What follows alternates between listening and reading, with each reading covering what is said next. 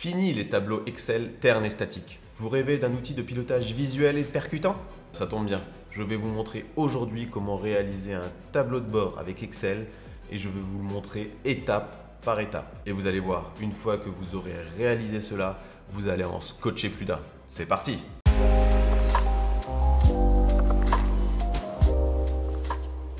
Salut, c'est Cédric. Bienvenue dans ce nouvel épisode d'Excel Ensemble, le meilleur endroit pour apprendre à maîtriser Excel et devenir plus productif. Si vous êtes nouveau ici, n'hésitez surtout pas à vous abonner à la chaîne, car chaque semaine, je sors une vidéo qui va vous aider à gagner en productivité et à apprendre à maîtriser réellement Excel. Aujourd'hui, nous allons traiter des tableaux de bord. Vous allez voir étape par étape comment réaliser un tableau de bord. La toute première étape, quand on réalise un tableau de bord, c'est de nettoyer nos données et de les mettre en forme pour préparer ensuite le tableau de bord. Nous n'allons pas voir ça aujourd'hui, nous allons voir réellement le tableau de bord. Par contre, si ce sujet vous intéresse, vous pouvez aller voir ma vidéo qui traite de l'analyse de données. Ça va vous permettre de savoir comment mettre en forme vos données pour réaliser ce tableau de bord que nous allons faire aujourd'hui. Allez, passons tout de suite au fichier Excel. Le fichier Excel que nous allons traiter. Ici, nous allons la partie tableau de bord que nous allons réaliser ensemble. Nous allons avoir ensuite une feuille Excel avec nos données. Donc ce sont des données que nous avons réalisées comme dans la vidéo précédente que vous pouvez voir ici. Donc ni plus ni moins, les données sont retravaillées, elles sont mises en forme pour pouvoir faire ce tableau de bord.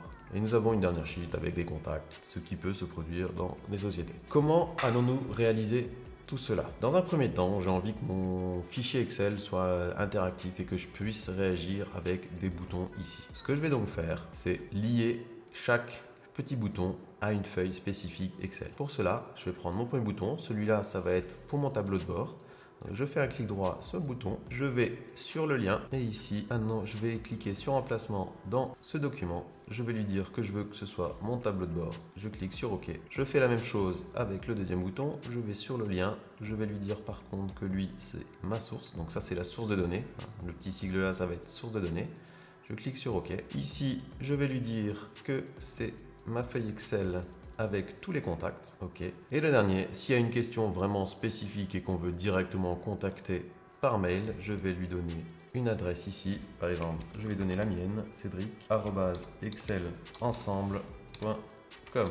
Et donc, voilà. Donc, si je clique ici, je vais ouvrir mon Outlook qui va vouloir m'envoyer les messages. Si je clique sur celui-là, vous voyez, je tourne sur mes données. Mais ici, je ne peux plus revenir en arrière. Donc, ce que je vais faire, c'est que je vais copier le formatage là sur toutes mes feuilles. Ici, je vais aller dans la partie rechercher et sélectionner les objets. Comme ça, je sélectionne ici tous mes objets, clic droit, copier.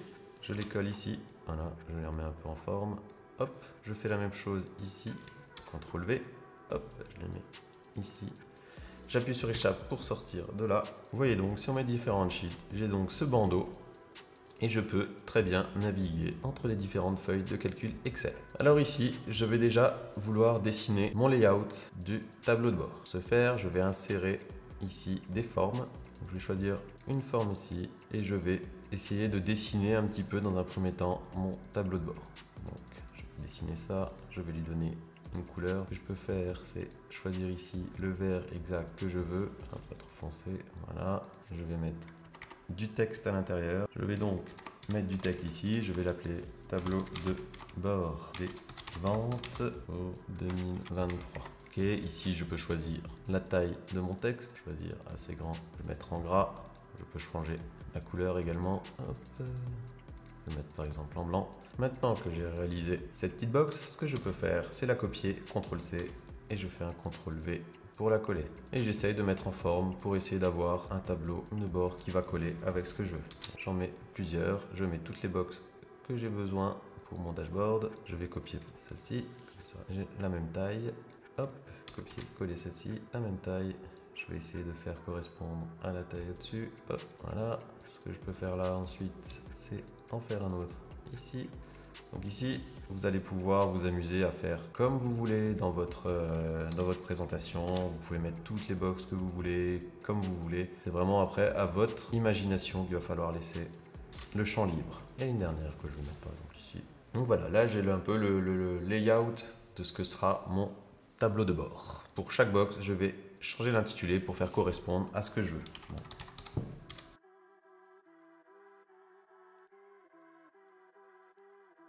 Le layout est fini avec les différents titres que je voulais mettre. Je vous l'ai dit, si vous voulez changer un petit peu vos box, changer un petit peu les arrondis, mettre des ombrages, etc., vous pouvez le faire dans les propriétés, dans les formats de la forme. Ça, c'est, je vous dis, laissez cours à votre imagination. Nous allons maintenant passer à toute la partie des données, où nous allons construire nos graphiques, notre map, etc. Allons dans la partie source. Nous sommes maintenant dans la source. Il va falloir, grâce à ces données, construire nos différents graphiques ou maps. Commencer par la satisfaction client ici. Donc je fais un CTRL A pour sélectionner toutes mes données là-dedans. Et ce que je veux, c'est créer un graphique en toile d'araignée, ce qu'on appelle. Donc je vais dans les graphiques, donc je choisis ça. Ici, j'ai des graphiques recommandés. Ils me disent qu'on peut faire de telle ou telle façon. Moi, ce que je veux, c'est aller ici dans le radar et faire un graphique comme celui-ci. Clique sur OK et vous voyez, ici j'ai mon graphique qui est fait. Avec le score. Pour chaque partie de la satisfaction client, je sais où je pêche. Plus je vais être vers le centre, plus je vais pêcher. J'ai des choses dont je n'ai pas besoin, que je peux supprimer. Le score. Et ici, j'ai un beau graphique que je vais pouvoir utiliser par la suite. Celui-là est donc fait. Nous allons donc passer maintenant à l'élaboration de la map. Donc je vais sélectionner mes données pour faire la map. Je fais un CTRL A dans mes données pour toutes les sélectionner. Et ici, je vais cliquer ou dans carte directement. Je peux faire directement dans carte. Ou alors j'aurais pu aller dans graphique recommandé. Voilà, donc ici j'ai ma map qui a été faite. Vous voyez, ici je peux agir, je peux la modifier un peu. Là ce que je peux faire c'est enlever les titres pour agrandir un petit peu. Et vous voyez, j'ai l'Europe qui est fait avec les différents pays qui sont dans ce graphique. Je laisse ça de côté pour le moment et je vais poursuivre sur les autres graphiques. Le prochain graphique ce sera la tendance du chiffre d'affaires par année. Donc je vais prendre mes données ici. Toujours CTRL A pour tout sélectionner. Je vais dans Insertion et ici je vais laisser Excel me guider un petit peu.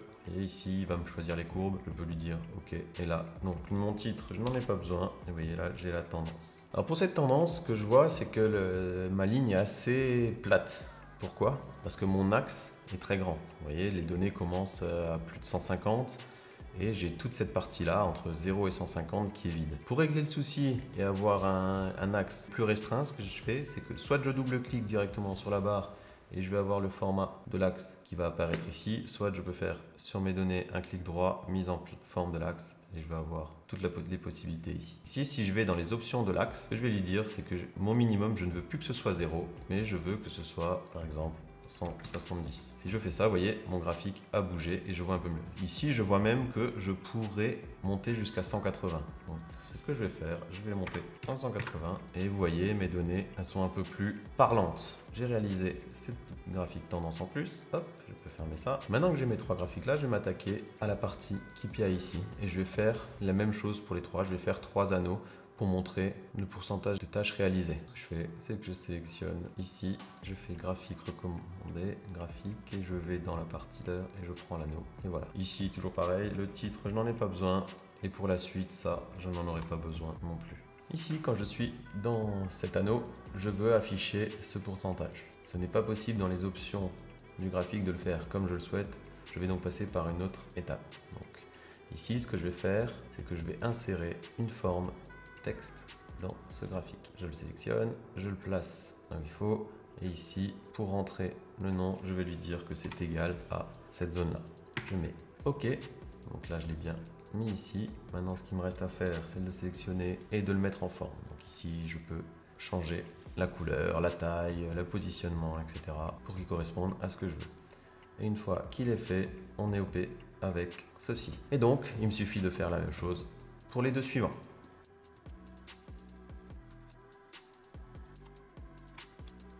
À ces étapes, nous avons réalisé nos différents graphiques, notre map, et maintenant il va s'agir de tout mettre dans notre partie tableau de bord. Comment je le fais? Eh bien, je vais tout simplement faire des coupés-collés. CTRL X, CTRL V dans la bonne partie. Je prends tout de suite mon premier élément, je fais un CTRL X, donc je le coupe, je vais dans mon tableau de bord, ici je le place là où je veux. Ici, hop.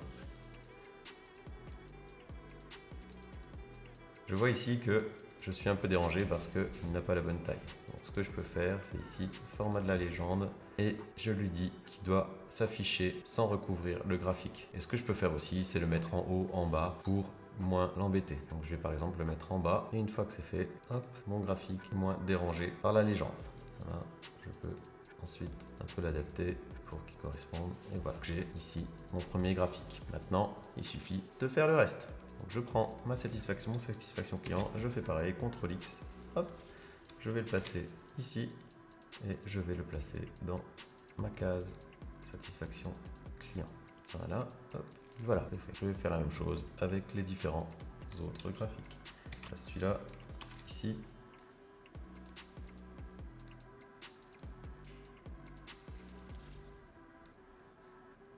Donc ici, si le graphique ne me convient pas correctement, je peux toujours aller ici et changer. Vous voyez, il y a beaucoup de possibilités, il y a des choses différentes. On peut vraiment s'amuser à choisir vraiment sa ligne ici et prenez ce qui vous intéresse le plus. Hein. Si vous voulez vos informations qui soient écrites dessus, si vous voulez uniquement les barres quand il y a quelque chose, ensuite c'est à vous de voir ce que vous voulez vraiment. Ensuite, pour la partie ici, vente, revenu, nombre de clients, ce que je veux, c'est d'avoir l'anneau que j'ai réalisé, mais aussi le montant. Pour le montant, il va falloir que je fasse la même chose que dans l'anneau, c'est faire une insertion de la forme et c'est du texte. Ici, je vais mettre le texte et je vais faire la même chose ici, je vais faire un égal et ça doit être égal à ce que j'ai réalisé.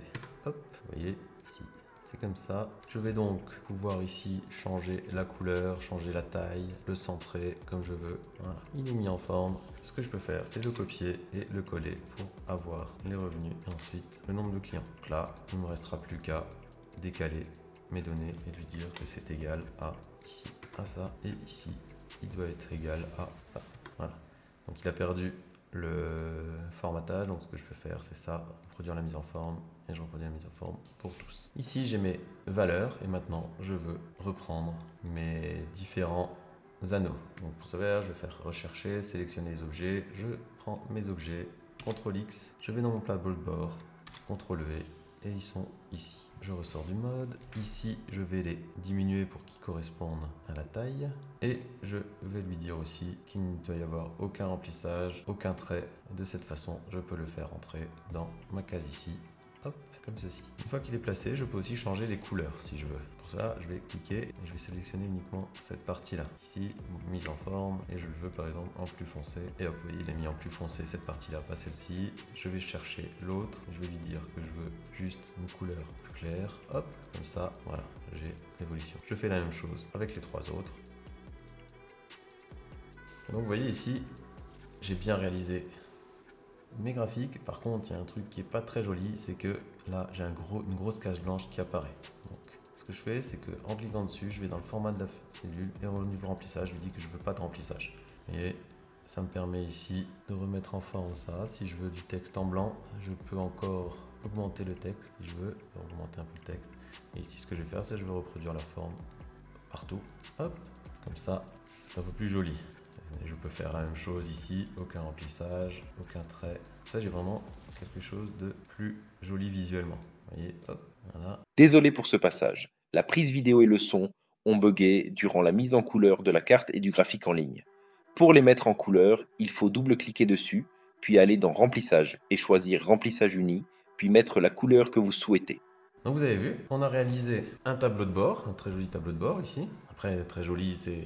Je n'ai pas une âme d'artiste, donc forcément, c'est peut-être pas très joli pour vous, mais vous avez vu, c'est quelque chose qui est très visuel et d'interactif. Parce que si mes données ici changent, si par exemple ici je mets, je sais pas, 1000, et déjà ici j'ai mes calculs qui sont faits, et ici j'ai mes données qui changent. Et pareil, ici, si je modifie quelque chose, si je vais mettre 100 pour la rapidité, je vais le voir. Ici, rapidité est passé. C'est juste le label qui n'est pas passé parce que le label a été mis ici et c'est pas juste. Il faudrait que je le remette ici à 100 aussi. Voilà, hop.